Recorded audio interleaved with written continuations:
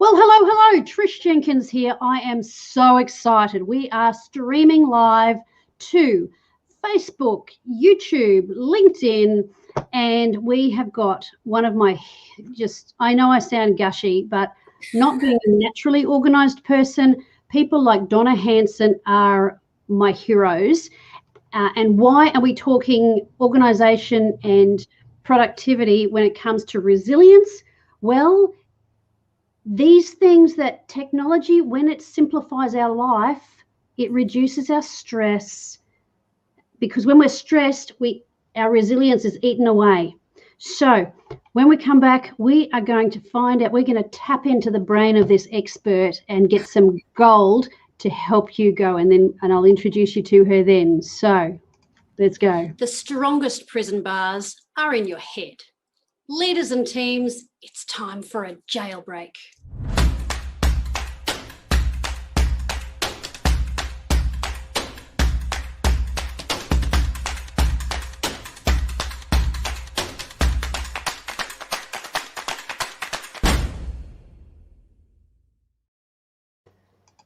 Well, I am so excited because right then and there, I used improved technology to overcome an issue that I had been having. And I'll tell you what it is. When I was doing my lives and I was trying to get my stream to go from my Facebook Trish TV to my personal page on my previous computer, it just kept spinning because it couldn't handle the playing the video and the getting across. And I'm trying to do this and that without you seeing me going, trying to do this. Because you have, in some past interviews, I've been like, she's not listening to that person and she's looking away. Well, that's what I'm doing. I'm doing technology. So Donna Hanson, who is she's a speaker. She's a certified speaking professional, which means she's up there. And she speaks for Microsoft, for, the big names, to talk to them about how to use Excel and technology to make their lives easier. And we've got her. Welcome to the show, Donna Hanson. Yay! Hi. Thanks for having me. I am thrilled. And you didn't get to see the intro or the promo that I did about 20 minutes ago, maybe 40 minutes ago, when I honestly said to people, the last time I spoke to Donna about, I don't know how to do this, she showed me how to do something that was so, well, I wouldn't say simple, because she said, okay, click here, then click here, then click here. It was about getting my guests to fill in an Excel spreadsheet where they were going to be interviewed, and then having that update in a completely separate, not just a separate sheet, a separate book. And I said, Donna, you have no idea how much easier you have made my life. I just want to come through the screen and kiss you. Because often it's those little things, we can get overwhelmed by the big things, but it's these little things that can frustrate us. And they're not little, they just seem like they are. So, Donna, for someone like myself who is not naturally orderly, I love orderliness. I can follow patterns, just don't ask me to create them. So someone like you gives me that scaffolding to be able to get on with my creativity and all that sort of stuff. So, thank you. I think we're all looking for framework in life, especially right now when there's so much uncertainty. Framework and structure and process gives us something that feels supportive, as opposed to just feeling like, we've got all these balls or plates we're juggling and we can't seem to, to keep any of them up in the air sometimes. It's so true. And I mean, time is money. And especially when a company has got, they've got employees that are spending time trying to work things out. And even though you can Google things, I could not get a specific answer for my query because it was too detailed, it was too much down the line. But when you are employed by a company to solve certain problems and show them certain, they can be tailored to the processes that company has or would like to upgrade and do, so that they can provide greater service to their customers. And that's what's powerful. Absolutely. Yeah. Look, there's a couple of things there. Like Google, first of all, it is the obvious choice for people to go to. But the challenge with that is you go and Google something, you've got to know the language to use. Yes. And then you end up with like a million things. And before you know it, you go down this veritable rabbit hole. It's probably never happened to you, Trish. You go down this veritable rabbit hole and then you find yourself looking at your watch and it's 3/4 of an hour later and you're just laughing at your last cat video.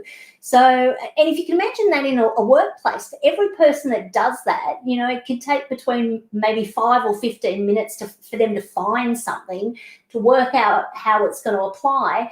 And then they never think to share that knowledge, because realistically, we're not taught in the workplace to share what we know. In fact, historically, we've been taught to keep it to ourselves, because by doing that, we protect ourselves and we protect our jobs. But it's really not the approach that we want to have in a workplace today. It's more collective and collaborative learning. And when you Google it, you take away the opportunity for other people to share what they know. Because every organization has somebody where that you say, oh, that person knows so much about Excel, or that person knows how to automate something, or that person knows how to manage their inbox. But we don't tap into that skill. We tend to not listen to the people around us, but rather we tend to go outside looking for answers, when often the answers are all around us. We just need to open our eyes and take a look. That is so true. And you touched on something really great about people know stuff that might be outside the immediate scope of what they're required to do. And I think as leaders, it's important to know that, someone applies for a job and they've got a resume and you have advertised, you want someone who has these qualities, who knows this stuff, and they submit their resume, you put them together and you go, yep, we'll hire this person. And you can get into this mindset that this is the silo that person fits in. And perhaps in the interview, they might have said, well, I also know how to do this, this, and this, and this, and I love to explore these things. And in my spare time, I learn about such and such. And it's really smart to be aware and be across those extra skills so that you can cross collaborate. And then when there is a position opening up or you're expanding what you're doing, then you say, well, who do we have who already knows this? And ask around and put it out there so that you're not always bringing in, a new person from outside, but you can utilize the people that you have. But you do bring in someone like Donna who can tailor those things. And even if there's somebody in your workplace who loves Excel, I mean, Excel is a lot of fun. I enjoy it. I was so excited when I was able with another business that I needed to work backwards from GST, and I was able to put the sums in working backwards, not just adding on. And it took me ages to work it. I should have rung you, Donna. I'm not saying just ring up Donna for any little question you have. Hire Donna. But Donna, you've got some great resources. Now, I don't want to forget this. We are going to chat. I want to talk to you about how you got into this field, but I'm going to put your website up and across the screen so that people can, donnahanson.com.au. So feel free to flick that open if you've got another screen that you can do that and have a look around, but stick around for the conversation. And Donna will have in this, she has got some giveaways I'll put up a link to a page on her website where you can actually subscribe and get some updates and some other interesting giveaways for that. But Donna, tell me, as someone who, and I'm not saying this to put myself down, I know my strengths. Orderliness and patterns and getting things right and focus, that's not one of my strengths. I feed my strengths. I'd go to someone like you for advice on that left side, right side of the brain, whichever one it is. So tell me, were you always that way inclined, and whether you were or not, when did you start to think to yourself, this is actually really valuable to people and I can offer this? And what happened around that? Love to hear that backstory. It's really interesting because I don't think I really recognised it. So before I got into adult education and training around 26 years ago, I worked in a variety of administrative roles. And I guess one of the things that I found probably in 2 or 3 jobs before I started in the training space, I was working as an executive assistant to a managing director of a plumbing company. And, they were a bit short-staffed in the sales area. Now, I knew nothing about plumbing, but all of a sudden I just found myself looking at information, and for some reason I seemed to be able to take what was quite complex and turn it into language that other people could understand. And I guess that first was the spark of maybe I've got something where I take in a whole lot of what might be to people mumbo jumbo, and it moves around in my head. A bit like if you've ever seen that Russell Crowe movie, Beautiful Mind, where in the background you see all these letters moving around as he tries to pull together, a result to a complex formula. That sort of concept where I can pull all that down and distill it and then go, what this means to you is. So one of the things that I think makes is a challenge for people in business with regard to productivity is we're shown all these things. It's like a smorgasbord, a veritable buffet of this is the one app that's going to make you the most productive ever. Let me just tell you, new apps are like the ab cruncher. They promise so much, but unless you do the work and it's right for you, they won't deliver. Yeah. So sometimes it's a matter of picking and choosing in the same way as, and again, I use some sort of analogy that I hope people can relate to, like appliances. Do you remember the time where you just had to have a bread maker or an ice cream maker? And probably for people watching, or I don't know about you, Trish, I don't think I had a bread maker, but I moved on the ice cream maker. And I think it's because we buy into the hype that this is going to be the magic bullet, the special thing that's going to increase our productivity. But realistically, we have everything we need. It's just a matter of creating a process that works for you and creating a framework where, for example, with my clients, I can show that I can listen to what they do and I can say to them, these are the things you need. And I'm able to take what is complex and present it in a way where they go, oh, I see how that could help make my life easier. And that's when I first started to realize I had that communication piece. It wasn't long after that where I could tell I was making a difference because I could literally see the light globes go off over people's heads when they recognized something that was going to change how the way they did something, or it just, I can see the metaphorical shoulders dropping as people go, oh my goodness, I've been so stressed about this, I didn't realize it. And I don't know what I don't know. So that's one of my catchphrases. You don't know what you don't know. We all assume our knowledge is at whatever level it is. And, we might compare it to, our accountant in the office. If we don't feel we're as competent in Excel as they are, we consider ourselves basic. But if the person in our office is only just a little above us, we might see them as advanced and we might see ourselves as intermediate. None of that matters. What matters is, do you have the tools you need to be able to do the things you need to do? Yes, you're so right. And I just want to encourage people as well. We do this comparison of, oh, that person knows this much and that part. But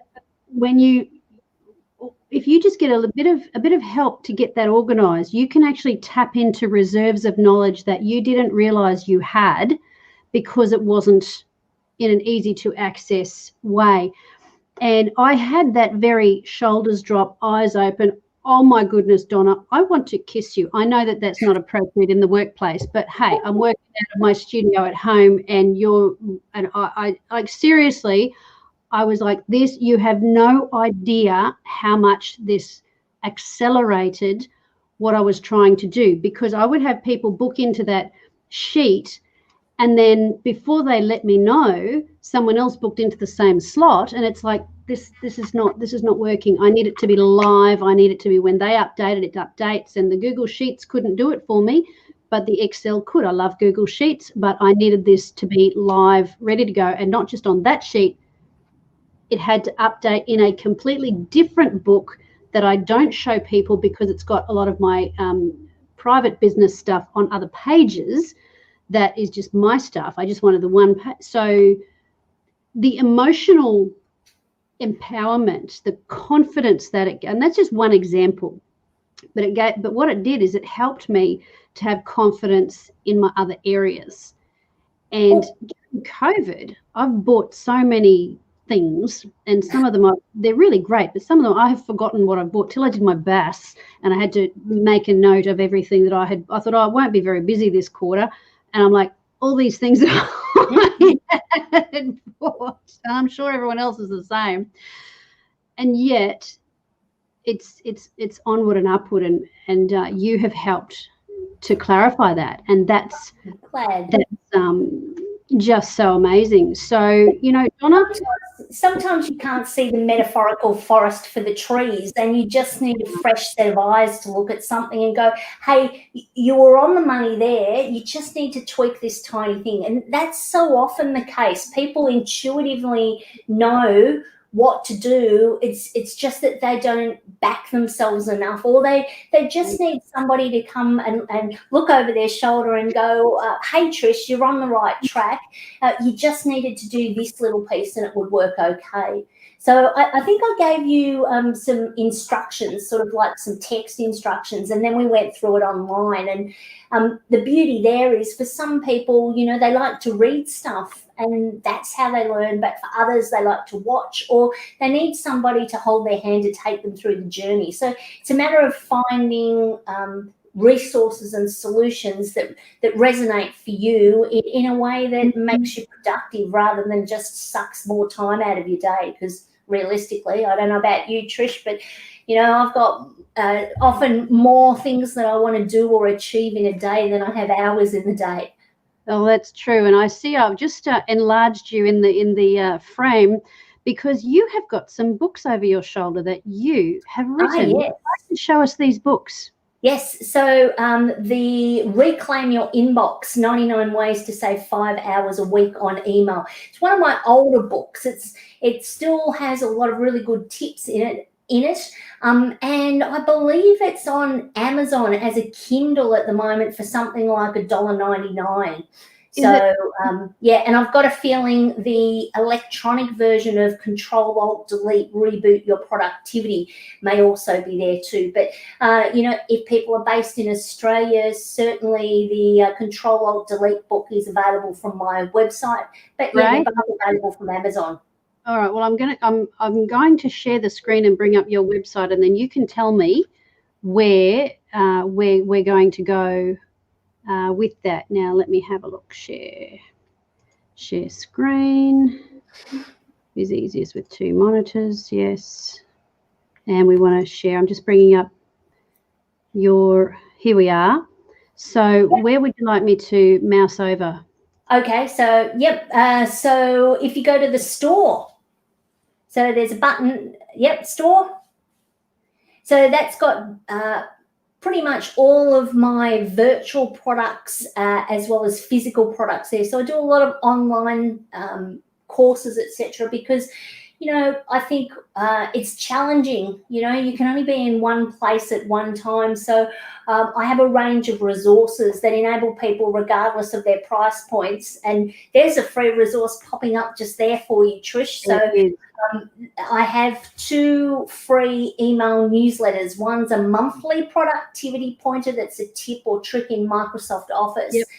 And the other one, Productivity Power, is a weekly productivity-focused insight, idea, or concept that goes out on a Monday, and it's designed to sort of help you kickstart your week. Because I don't know about you, but sometimes setting up your week with intention can be a bit of a challenge. Yeah. Now, I'm on your mailing list already. I'm not sure if I'm on both of those, but I'll check and make sure that I am, because it's just so helpful. So there's Donna. If you go to donnahanson.com, subscribe, and subscribe for the newsletter, and the store page on the website will take you to some of those resources as well. Yeah. So have a scroll, have a good explore around about there, which is going to be just so helpful. And certainly, if you're after the Amazon version of either of those books or the Kindle version, go to the Amazon website. And you can download them there. Just search under my name. Just be careful, because there's a lady with exactly the same name as mine, except she uses her middle name, Marie, Donna Marie Hanson, which also happens to be my middle name. Oh, and she's a fictional author. Okay. Well, so you're looking for this face. That face there. Okay, fair enough. That's just awesome. All right, so we've got you both back. We're both back. I've stopped sharing. Every now and again, I forget to stop sharing, and it's like, yeah, back to me. Yes, He's done. Poor guest. Great. Well, that's awesome. So, what else would you like to share with us that might? This is going out to LinkedIn, which is where a lot of corporate people are. It is also going out to Facebook and YouTube. So, what else would you like to share with us? That look, I mentioned before, you don't know what you don't know, and it's interesting because often, I'll do a session in an organisation or an industry event, etc., and I regularly get people coming up to me, particularly if they're in a finance space. So they'll often come up to me and they'll just do a bit of a look around and make sure nobody's looking, and they'll come up to me and they'll go, I thought I was advanced in Excel, but there were a number of tips there that I didn't know. So I come back to you don't know what you don't know. And really, when we don't keep our minds open to the fact that there might be other things that we could learn, or smarter ways to do things, more efficient ways, and we don't continually explore, then we're shutting ourselves off to the possibility of relaxing and gaining some more time. So, for example, if even just one thing you did a day, Trish, saved you 5 minutes. If you did that every day, that's 25 minutes a week. Across the course of a year, you're looking at around 20 hours or more in productivity that you'd save just by saving 5 minutes a day, just by doing something slightly differently. Maybe it's changing your email so that when it opens up, it doesn't open up straight into your inbox. It opens up in your your day to a page view, where it shows you what your activities are for the day, or your calendar. That reminds you of what your priorities are, instead of, what other people's are, because you get sucked into your email and then you look at your watch and you go, oh, gee, 45 minutes and I've done nothing. You do. And I think you also talk about checking your email at set times of the day. So not having it as a tab that's there all the time, so that you might, so many times a day. Yeah, look, I'll often talk to people about closing down their email, and I'll see blood literally drain from their faces. I can't close my emails down. Unless you're in a role where your job is to respond to emails from customers, you can shut your emails down. And in fact, in a lot of instances, if you go away on holidays, it's shut down anyway. You go to a meeting, you're probably offline for an hour. It's about creating expectations and not being distracted. There's heaps of research to show that it can take between 5 and 25 minutes for you to get back to where you were mentally thinking before you're interrupted. So, and a simple demonstration of that is whenever you get interrupted and you go back, the first thing you usually say to yourself is, now what was I doing again? Where was I? What was I up to, etc. So, even little things like that, every time somebody in the workplace interrupts you, particularly when there's something that requires your complete attention, if you've ever been totally absorbed in doing something and you're actually really on a roll and then someone interrupts you, it can just be like your world is ripped apart. So knowing when you're on a roll and being able to set up a structure around you that sort of lets people know that, this is uninterrupted time. So even things like working with organizations and talking to them about how they use CC in emails, and how something simple as a conversation with your team around how you're going to use the CC in emails can save literally hours a day. 40, 50, 60 emails a day, just by having a general, clear understanding of how you're going to use it, rather than just assuming that, everybody knows what CC means, and that I really mean you need to be across it. But what it really means is I want to cover my butt in case something goes wrong. Yeah, well, that's right. And it can be quite frustrating for people if they get all of the emails, like every person responds, oh yeah, thanks for that. Oh yeah, thanks for that. Yeah, you're not. And it's like, I'm not interested in what 20 other people are responding just with a yeah, thanks for that. It just keeps coming through. And will you be attending? If you need to answer, like when you're a team, if you need to answer that email and everybody needs to give an answer, does everybody need to know your answer, whether it be yes, I'll be in attendance, or no, I'm not? Because that's going to come through to every single person's email, and that can be quite annoying. And then that happens with volunteer groups as well. I'm in the Sir Optimist International Club, where we do projects to help disadvantaged women and girls. And we'll have all sorts of emails coming through, and are you coming on Saturday? Yes, I am, thanks. Well, I don't do that to the group, because I don't want all of the group's answers coming back to me. It doesn't mean I don't care about them. It's just, I just can't have a comment. And as a leader, if you're the one putting out that email, or if you don't want to be interrupted, if you get interrupted because you have not put those boundaries around yourself, you're going to respond more harshly to that person out of your frustration, and that's going to affect them. They don't know that they can't go in and say, oh, excuse me, can you just help me with something? I've got a problem with such and such. And you go, oh, I'm just trying to concentrate on this. And you might not even make that noise, but your annoyance will come across. But as a leader, we are responsible for the scaffolding, to lead ourselves, that scaffolding around our lives. This is how important these things are. These are not trivial things, Donna, that you help teams with. And I help teams with in the terms of how they treat each other, but with the tech that marries up with the technology, because there is an emotional connection. We've all heard of computer rage. I've had it from time to time, I must admit, once or twice in learning, how to do stuff, and you want to just get things done, and and sometimes you can laugh about it with COVID and different things, and having Zooms and getting the time wrong because you're talking to someone in Singapore or London or somewhere, or I got on a Zoom a day early, and then I was like, and an hour late. So I sent off this message saying, and I phoned her in America, and I said, I'm so sorry. I must have been looking at Sydney time, because I do some things on Sydney time. And she wrote back and she said, it's not till tomorrow. Give each other a bit of grace, but it helps to have that scaffolding around us, Donna. Yeah. So, and I think as leaders, it's up to leaders to provide the framework, the motivation, and the permission to people. Yep. That, again, things like, in our organisation, we don't respond to emails when they're received after 6 o'clock. You respond to them the next business day. Even simple things like that can release so much pressure and stress on people, particularly when the lines between work and home are blurred so much as they are now. It really is, because it is not a sign of dedication to expect people to do that. It's a sign of you're not being on top of things and being intrusive.